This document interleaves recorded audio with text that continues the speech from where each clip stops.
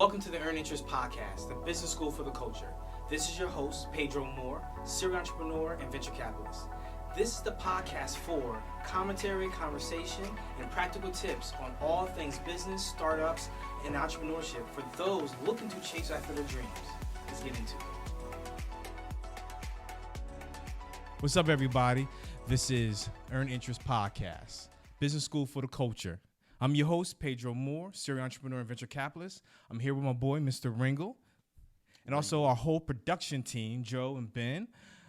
This podcast is commentary, conversation, all things business, startups, entrepreneurship for anyone want to chase their dreams. And today's topic is parenthood and entrepreneurship. Y'all gonna love this one. Yeah. So we talk about this a lot. A lot. That's why I figured we had to talk about it because we have so many unrecorded conversations. Yeah, that I think people need to hear. Yeah. But anyway, man, how you been? I'm great, but I can't let you slide though. You messed up my last name. It's Ringold. Like what did I we've known say? each other so long. Not Ringold. So everybody gonna be listening. So it's funny. I'm in this season of life where I tell people I'm trying to normalize saying people's name right. So I'm just like, they just mess up my name, but it's all good. I apologize. Friends, I don't like messing up folks' names. Because I know how it is. You know what I mean? Your name has never been messed up. Oh, it's been butchered.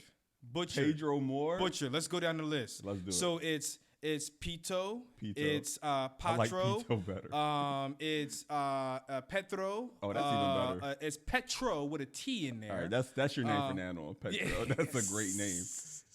And then also let's go down how it's spelled. Okay, yeah. So I pronounce it Pedro. Yeah. And that's so people spell it as P-A-Y, like I'm about to pay you. Who are these people? Man, it is any and everybody, unfortunately. Yeah, this is a problem. And so, and then here's the part where some people do get it right, but it's like I'm not Hispanic. So I gotta correct them. It's the Pedro. Yeah. I'm like, you did say that correctly, but I'm black. You know what I mean? So I gotta make it blackish. The black way. Yeah. The black way is it's Pedro. Hilarious, yo. Hilarious. But no, life has been good. So since we've last kind of did a show, I've moved to Maryland. Yeah. So we're in Bowie, right? Yeah. And it's funny. One of the things me and my wife keep talking about is literally everybody has money. Like everybody in Bowie has money. Yeah. It's like one of the most affluent cities in Maryland. And we was talking about something off live, how like we spot like new neighbors. Yeah. Yes. So you were telling us about a neighbor. Yeah. I have a neighbor, and this guy has money, and so he has a G-Wagon, but he has a 2-car garage. Well, most of us in here have a 2-car garage, but the thing is, the G-Wagon sits outside. Normally, people have the G-Wagon inside the garage, but it sits outside because he has a McLaren, which he just, I think, got that this Must year. be nice. And a Lambo. And you can hear when he's going out for a joyride because that Lambo, it vibrates the ground when he cranks it. He's just showing off. Yeah, he is. There's no need. He like, is. What are we doing? And he, it's in terms of showing off. Yeah. Every 3 days, dude got a party. Dude has a party. Too. If I had a Lambo, same here. But I be trying to get the invites. But I'm charging people though, because you know what I mean. Like I'm charging people. I'm like, I gotta make this money back. I'm charging people for this party. I agree. I'm with you, but he probably because he has money, he don't charge. But I be trying to get the invites to go to some of those parties. I be trying to be that neighbor that say, hey, how you doing? Did you bring him any cookies? Any of Pierre's cookies? No, I did not do that. You're doing it wrong. You're doing it wrong. Because he's showing up, be ignoring me. I be driving by like, trying to get that neighborly. It's because you don't have a McLaren. Yeah, exactly. If you had a G-Wagon, it'd be a better conversation. Yeah, it'd be a better conversation. This guy. Yeah. What do you want? Yeah. You just want to get inside the McLaren. That's all. So let's do a little pocket watching. If a person owns a G-Wagon, a McLaren, and what's the other one? A Lamborghini. Yeah. How much do you have to be making minimum to own those 3 cars?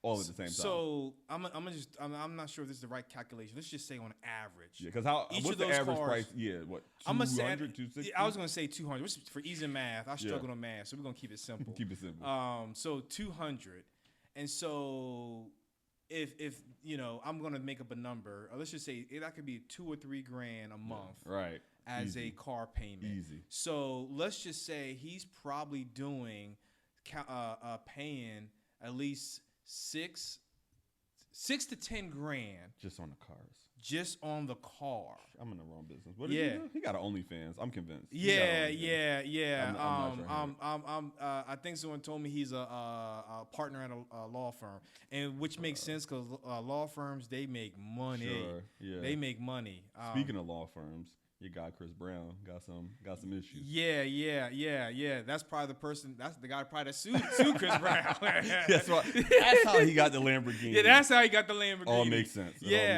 So Chris Brown is on the hook for like almost $2 million for a personal guarantee. And because he's a rapper, right? He's a rapper. Wild times, yo. Yeah, wild times.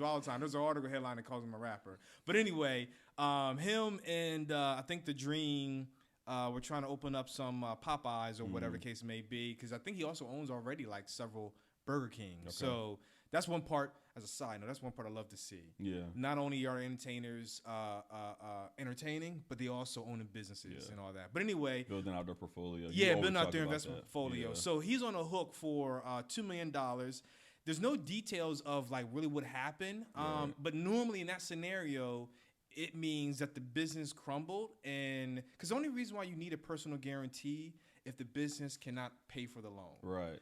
And so for those that don't know, so basically what happens whenever you get out a loan in today's environment, ever since the 2008 real estate crash, whenever you get a loan from a bank, whether it's a credit card, a line of credit, small business loan, they want an individual to co-sign that bad boy. Oh, wow. So in other words, if the business cannot afford to make the monthly payment, you as the individual can do it. But then if you can't, they're going to come for you for a lawsuit. And I think I wanted to talk about that because in today's society where everybody can go ahead and, get an LLC EIN and get, 6 figures Pedro to go hates LLCs. For anybody who's not a long time earned interest listener, Pedro hates LLCs. Well, for context, I don't hate LLCs. Yes, you do. I hate the idea of you getting it's the cart before the horse kind of analogy. Yeah.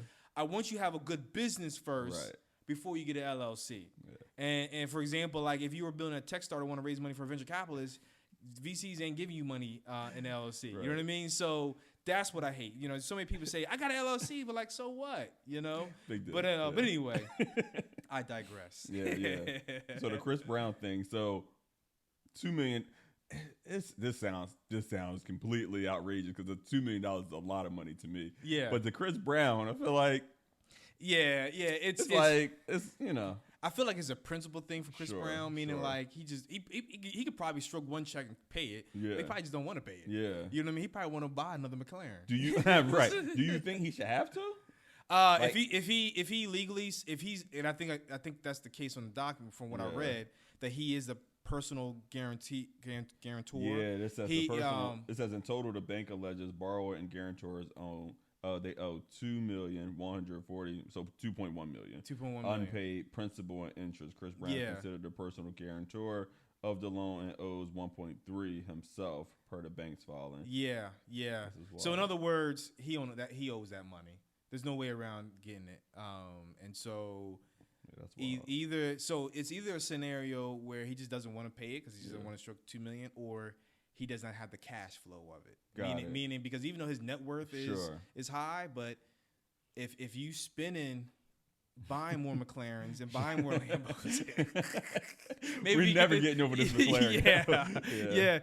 You may not have the cash to pony up another $2 million. Maybe we don't know, but we're just speculating. Also $2 million is probably, he's like, yo, $2 million is $2 million. If I got to kick that out in a month where I only made 7, that might hurt me. Exactly. So I don't know the why, but he is based off just traditional legal documents. He owes them that money. So why are they not talking about the Dream though? See, that's the Dream. I did read something. The Dream got more money than Chris Brown, low key, because he writes everything. He writes literally every hit. Yeah, you're right. I guarantee. I think they might be going after him too, maybe, but I guess But they didn't call him a rapper, and his name is not in the headline. He ain't that important. Yeah, enough. Clearly. Yeah. See, that's the type of famous I want to be. I want to be the dream. Yeah. Like if me and you get sued, they don't mention me. Yeah, exactly. That's the beauty. You. Like, Chris Brown did it. Right, He's exactly. There. I'm the snitch. It was Petro. He did it. It was he Petro. did it. Petro. Yes. Petro did it. So, sidebar.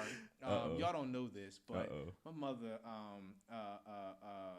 God rest her soul, but she told me when I was young that she named me after the south of the border in North Carolina, because we have family in North Carolina. And right before we get to North Carolina, we got to hit that south of the border. Yeah. And on about 20 miles out before going to my grandparents' house, all you see is Pedro signs. That's hilarious. And so it'd be stuff like Pedro never saw such a thing. Right. You know, it's a play on sausage. Right. So when you go down 95 North Carolina, heading to South Carolina, you're going to see nothing but Pedro signs. Wow. So she said I was named after that. I love that. Or it was prophecy, and she knew that your name was going to be on signs all over. Oh, man. Just saying. There you go. There you go. Well, thank you, Mom. That's what Mom does. So yes. R.I.P. to Mom. For names. So so we might as well keep going through rappers who are not really rappers, but maybe they are rappers. So Diddy, did you hear that he invested $1 million in earned leisure with this HBCU thing? Yeah. Do you mind breaking down a little bit more about that? So Diddy just out here giving away money. Yeah, apparently. he did. But Diddy, by the way, my name is Pedro Moore. If you want to make any checks available, you know what I mean? Right. He should. So he invests $2 million in HBCU football team and financial literacy fund. HBCU alum himself first pledged donation to Jackson State University in 2022. For many people know, probably because Coach Prime was over there at the time. So that seemed like the right thing to do. He's probably regretting that now. Oh, that's a good ticket to leave it too. So you invest $2 million because Deion Sanders is the coach. He's no longer the coach. Do you like? Can I get my money back? Can we work that? Can we take that back? But the cool thing about it, so first, earned interest. They had Event Fest. Earned interest. Earned Leisure had Event Fest in Atlanta. This was like just a couple weeks ago. Yeah. And they announced a $1 million investment into the owners of there too. So $2 million into Jackson State, $1 million into Earned Leisure as the media platform, so it can continue to establish content creators and things like that. So I thought that was pretty cool because he's just out here throwing money. You know what I mean? I think at Diddy's stage in life, he should be doing, because now I think about it, he's been doing this for some time. Robbing people. Oh, I'm sorry. Did I say that out loud? Did I say that out there for public consumption? Yes, he should be doing this. I agree. Maybe for different reasons, though. So I don't think that's where you was going, but that's what the Lord laid on my heart. So he I remember going to an event in Philly some time ago, and he invested in another company like $100K. And so it's great to see, because Diddy has money, right? It's like, just come up off of it. Yeah. Come up off of it. You know what I mean? And so, and because he did something with Rec Hall. Rec Philly. Rec Philly. Yeah. And those guys, shout out to Will Toms and all those guys down there. Yes. So great things. I'm excited to see that. Yeah. Now granted, we all may have our own opinions about Diddy, but well, let me ask this question: do you think he's also doing it to kind of rewrite his narrative? Maybe, and I wouldn't be mad about that. I guess when I read it, and this is, again, I should not think this way, but I'm just like, $2 million to an HBCU is not really a lot of money. Yeah. And because you have it, so that's why I kept on going back to the thing, like, was it because Deion was there? Was it more of an investment, which is why I thought you might have more insight? Did that feel like more of an investment or just more PR? I would say investment, probably not in the sense of like an equity investment, but more of an investment of PR and trying to help build the infrastructure of that HBCU. And so that's what I think it was probably for, because obviously, because I mean, look at Dion now. Yeah. You know what I mean? And so he probably has some, we probably don't know about this because I don't think it's been public, but he probably has some other ideas behind the scenes. When that $2 million was probably that initial, that's a good point. I want to do more. This is my first end. I want to do some more. But then Dion left. Right. So they didn't really get to see that being manifested. Yeah, the $1 million into earned leisure seems like a safer bet because they're going past just talking about finances, right? With Event Fest and the space that they're in, they're demystifying everything, and I think they're going to start to matriculate that across other media spheres as well, not just finances. So I seen that, and I was like, well, that makes a lot of sense. And they're literally at Revolt Summit and all that. They're essentially, all partners. Exactly. Yeah. So I thought that made a lot of sense. I agree. What would you say? What do you think Diddy is getting a percentage, and so what percentage do you think makes sense for him to invest $1 million into essentially a podcast? I'm gonna include their whole ecosystem. Okay. Not just the podcast. Okay. So their events, everything. Their events. Sure. Merch. Yep. Education platform. Yep. And of course the podcast. Yep. So Diddy's probably looking at like the reach. This is a media company. Yeah.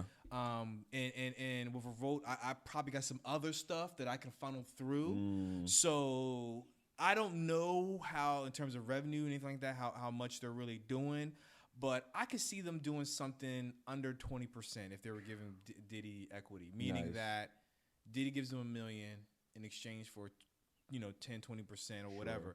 And I feel like that'd be a good partnership because Diddy has infrastructure, money, and influence.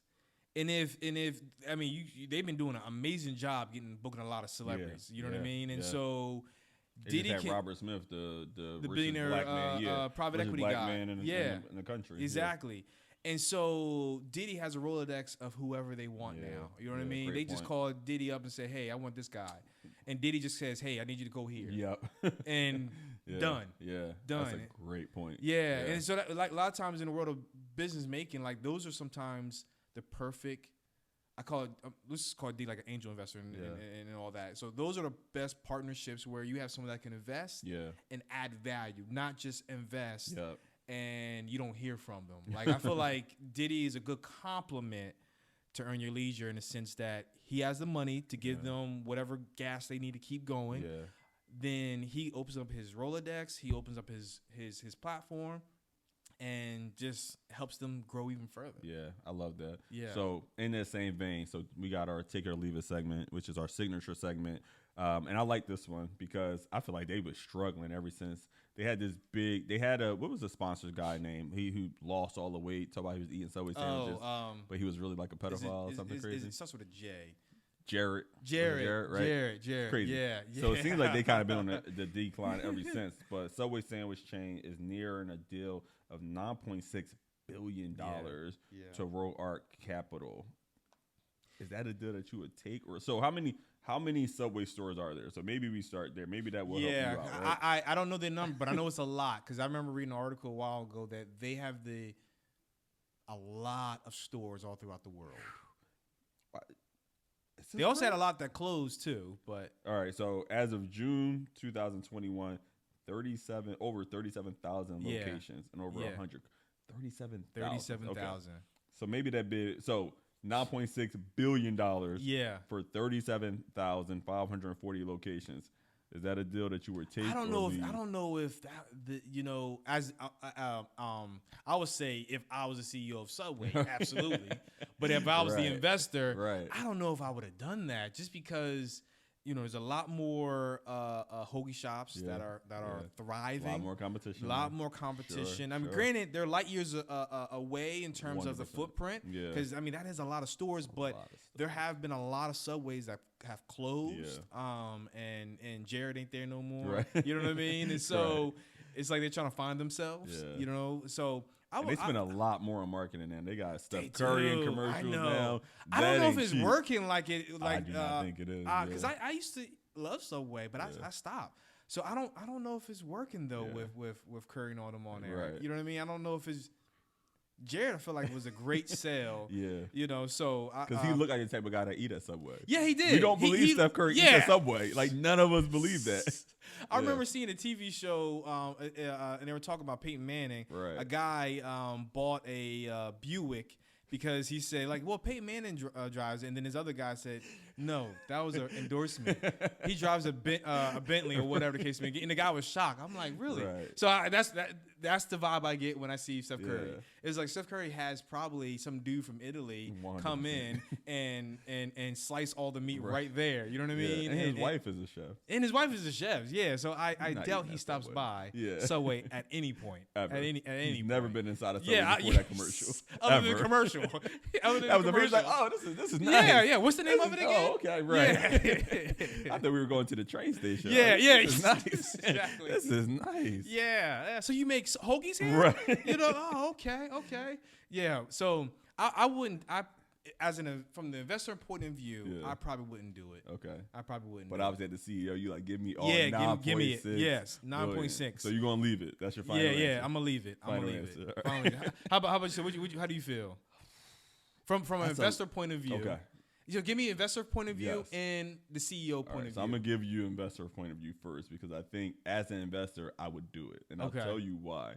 It's 37,000 locations. The way I'm thinking, that's free advertisement, right? Because of everywhere that I am, all I gotta now work is that demographic. Like, okay, who's already here and how do I funnel it? I feel like it's the same reason why Microsoft bought LinkedIn. LinkedIn was not necessarily profitable, but you got billions of people on here. Yeah. So I look at the buildings as more like, this not only is it real estate, but it's also free advertising, right? Yeah. So when I do pay Steph Curry, $500 million to do something, I'm advertising that across 37. I look at like the channels. 37,000 Good point. channels. Good point. You know what I mean? Even if that one Subway in Nebraska is only making, 300,000 for the year. I can still advertise that he has a touch point, right? I look at it even in a biblical sense when you talk about when building a tent and everywhere you go, right? Yeah. Have a tent in 37,000 locations. Yeah. Right? That's a good point. That's the way I'm looking at it. So, because think about it. What if I want to change it from Subway to something else? I have 37,000 locations. That's insane. You know what I mean? Across 100 countries. Yeah. So I think I would do it. Yeah. And to that point. Yeah. The private equity fund too. They own a lot of other big food brands too. Sure. So there could be a way to integrate other product. I got one that's struggling. These 37,000 locations. I'm gonna funnel it through there. You know what I mean? Yeah. So I think for that reason I would. And then as the CEO, like, what? Yeah. What? I'm Donald Sterling in this joint. Like, call me what you want. Run that check, please. Yeah. And spell my name correctly. Yeah, spell it correctly. Absolutely. Yeah. So that's so funny. But it's when I hear that type of money, I'm like, that's insane. It feels like it's insane to spend that, right? Yeah. But then when you think about, they're not thinking about making that back in a year. They're thinking about like, we're gonna have this long term, and we're gonna be able to use that for other things. Exactly. So I think because they gotta get their money back to their kids. Say it again. They're gonna pass it down to their kids. Oh, right.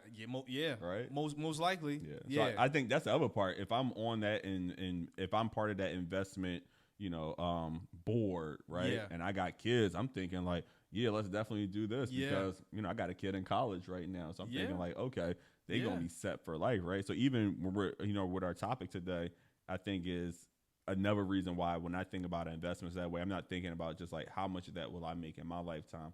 I'm thinking like, okay, how is this also going to benefit my kids, right? Yeah.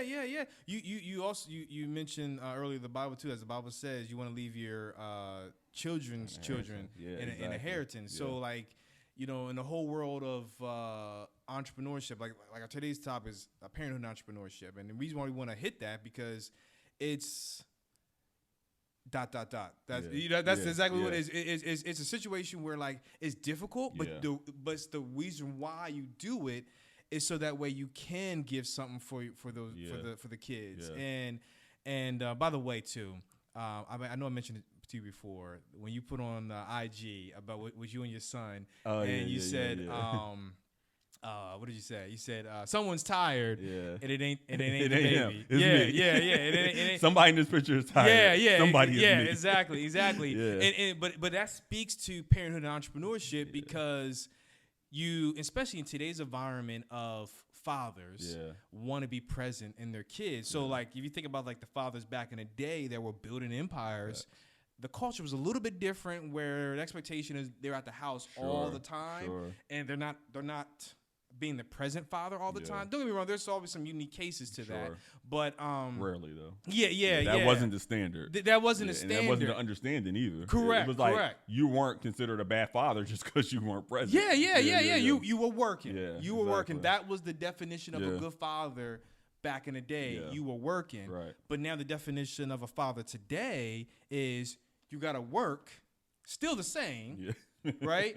And then you got to be present. Yeah. Which means you sleepy. Super sleepy. Yeah. Super sleepy. And so, like, I love this because as in my journey, too, especially with a newborn, you got a newborn as well. Yeah. And we all know newborns don't sleep at night. At all. So you're just up. Always. Up always.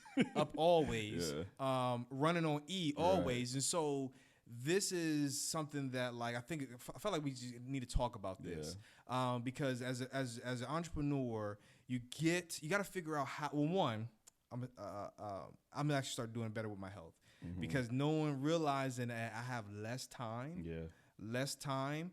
I want to maximize the time I do have available, and so like I get up like if I'm not sleepy. I try to get like a sleepy, though. Yeah, I know. Yeah. So like, and that's the other thing too. I had a rhythm, but when I went the newborn, I used to get up at 5:30, but now my 5:30 sometimes turn to 6 or 6:30, and I'm not always able to get up and get a quick workout. And so, it's my journey right now is constantly adapting. And I was just talking to someone else the other day. Like I actually had to take my son Winston to a networking event the other day. You know what I mean? Because I had to go pick him up. Sure. But I didn't have time to run home, to drop him off, right, and then come back. Because if I would have done that, the event would have been over. Right. So Dad and Winston had to go to their first entrepreneurial event. You know what I mean? And get it done. Yeah. You know. And so, but at the same time, you know, going back to the definition of a father. And of a father and being present, I felt like that might be the new normal. Yeah. Where there's sometimes you might have to integrate them into your day to day. Yeah, that's a good point. You know what I mean? And so, but it was great, and he even learned what entrepreneur is, and got to see it. Yeah. You know, but I just feel like this is, but the thing that I think that's interesting too, is that we as since you know we're fathers, so I'm gonna go with this angle, is that even though we're being more present, we still also have the expectation to provide and protect. And so the thing is that you like we could be more present, but then there's less money coming in the door.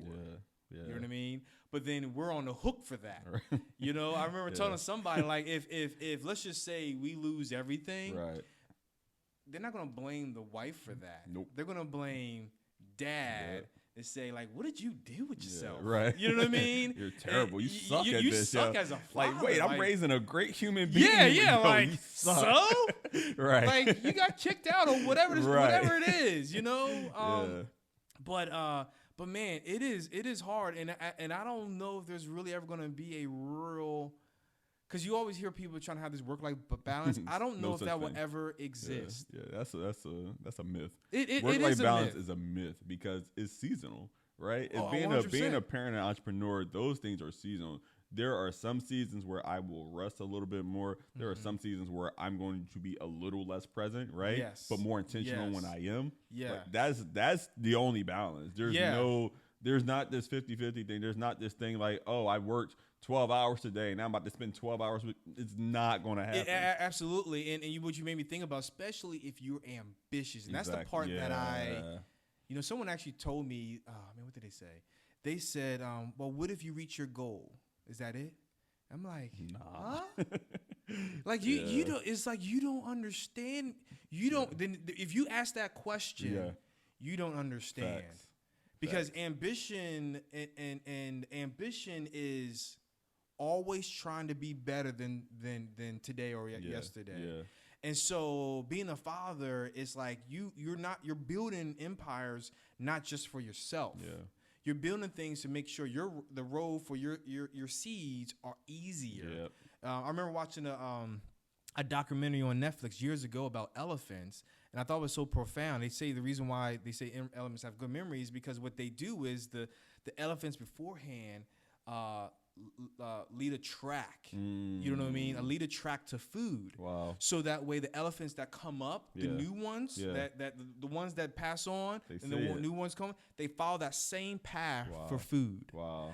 And so I see that the same thing in our lives, where what we're building is a pathway, so that way Max and Winston can follow, and they don't have to squander or figure out, but they have a easier pathway to get to whatever goal they do. Absolutely. You know? I think also the part about ambition, and you're right, every entrepreneur is not the same, right? Entrepreneurs are not monolithic, right? Not everybody has the same level of tenacity, stick-to-itiveness, audaciousness, right? Not everyone's like that. Some people don't want much. Like, let's be honest, 99% of people in the world don't want much. They want to be able to pay their bills. They want to be able to go to Cancun once in a blue moon, and they're good. And they're happy. The rest, and then there's 1%. The people like us, we we want the McLaren. Right. We want the McLaren, right? We want the McLaren. We want the G-Wagon. Yeah. We want the experiences, right? Yes. But not only do we want that, we want our kids to have it. Yeah. You know what I mean? Like, we want our kids to have that as well. Yeah. And we want them to get it faster than us.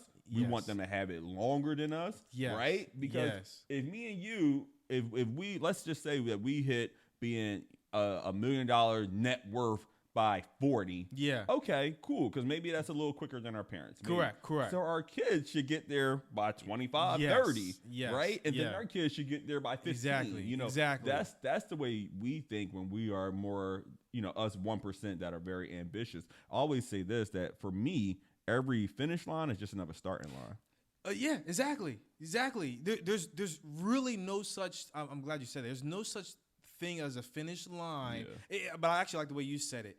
It's like, cool, I got there. Now, what's the new one? It's another one. It's another one. You know, playing sports growing up, I used to run track, and Pedro ain't never run no track yet. Oh yeah, I did. I played football. Me and you should race because I ran track too. So we should race after this. I was a after this episode. So we go outside. Right? Had our old age, our 200-pound bodies out there dying. All old and the kids and our kids looking at us embarrassed. Like, embarrassed. Like, you know what? I'm gonna go back and play with these. Yeah, like, what are they doing? But I'll race you to the McLaren. So like, my point with that is that, like, I love sports too because it helps you really identify your strengths and weaknesses. Sure. And it really allows you to really become competitive with yourself. Learn how to do that. Yep. And I remember running track. There was these twins I could never beat. And it was but me. It was okay. Say it again. It was me. It was you. it was. I was going so fast. You thought it was. Oh yeah. It was just a blur. It was just a blur. But I ran my best times with them. But when I got my first place, I did okay, but I didn't have the best times. But whenever I ran with them, I ran my best times. And so I'm saying all that to say, because sometimes I like having people with a McLaren. 100%. 100%. Because it's like, that's the new finish line, right? Exactly. That's the new finish line. Yeah. And not to say that it's all about things, sure. But I think that's sometimes the reward that you're allowed to have. But it's also a good benchmark because even if I do not, let's say I don't want a Lamborghini, but I can get it, and you choose not to. That's why I'd rather be in a position where I can get it and do not want it than a position where I cannot get it. Correct. Yeah. And exactly. And I'm a bigger believer just comfortability in life. Yeah. I want them. I think you said it perfectly.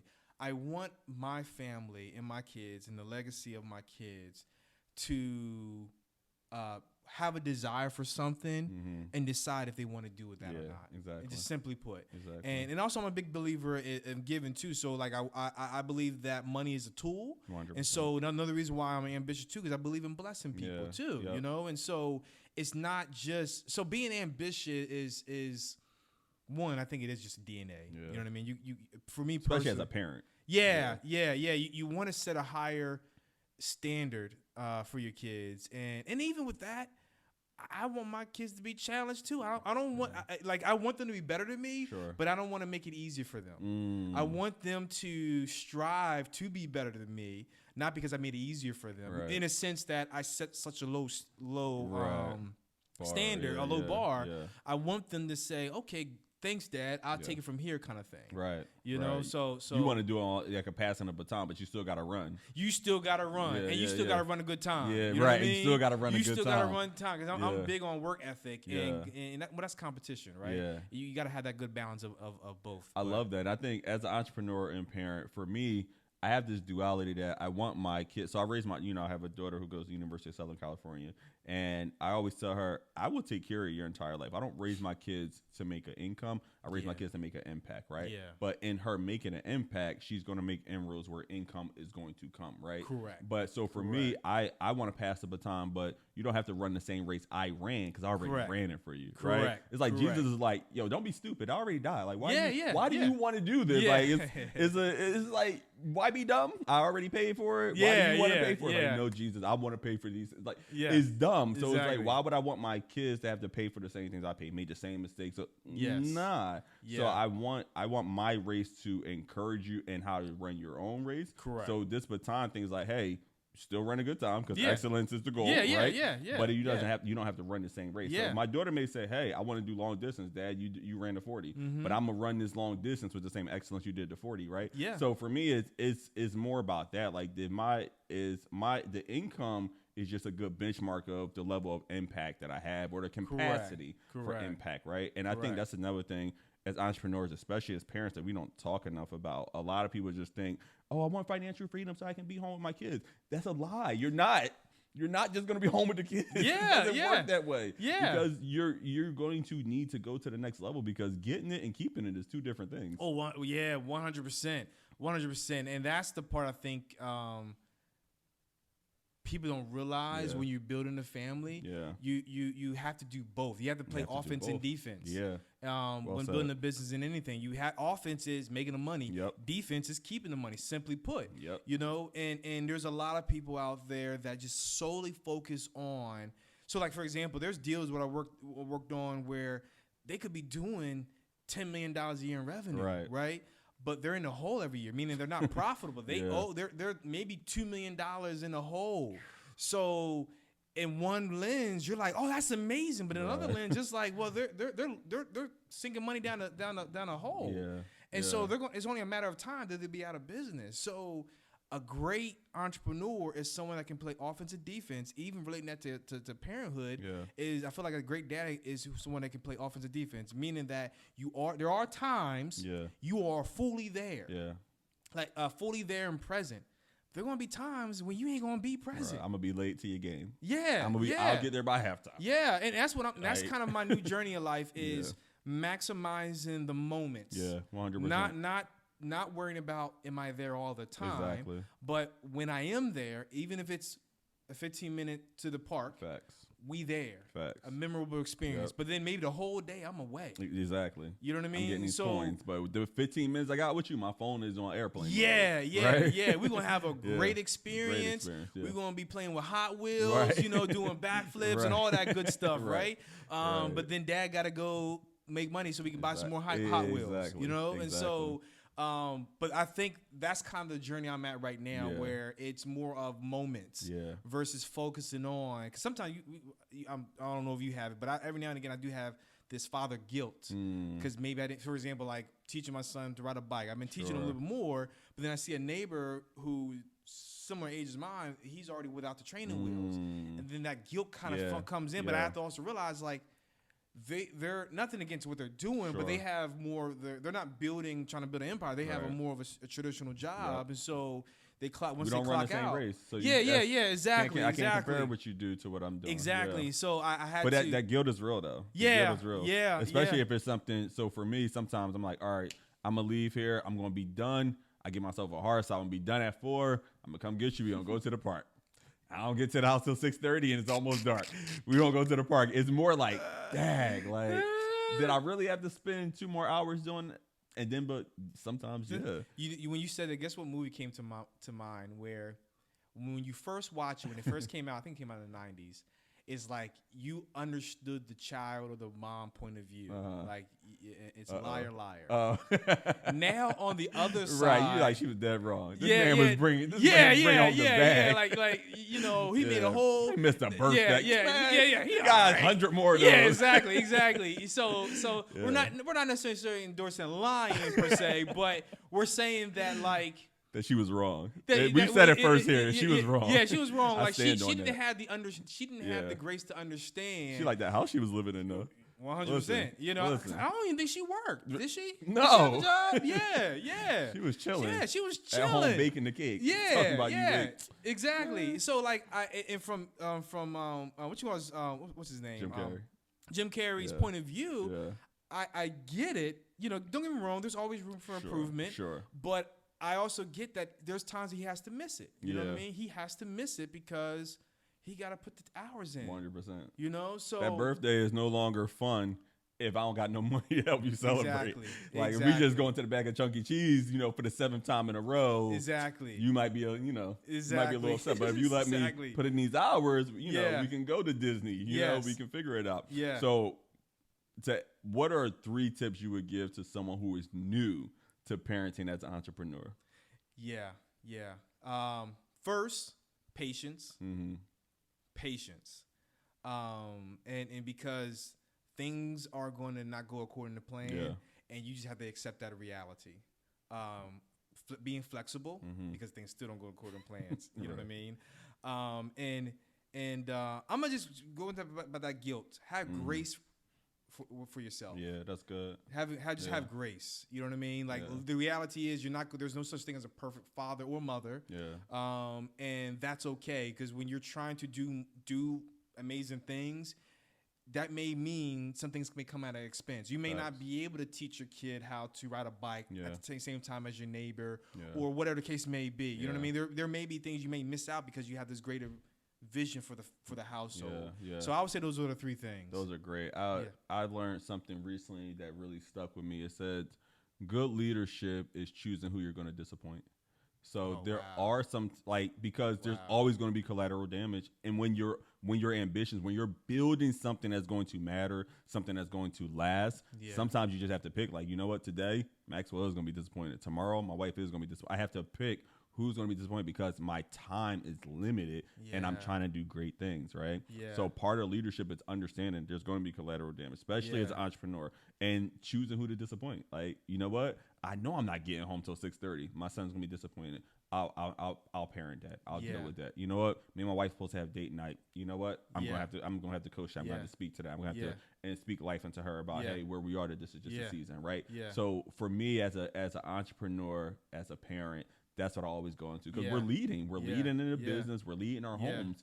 So you know, just hey, I have to choose. I want to add one more disappointment in that too, because sometimes you might have to disappoint yourself because you got a long list of stuff to do. But it's like you already disappointed them enough, so it's like now you gotta spend time with the family, and you gotta catch up later on. You know what I mean? So I love that statement.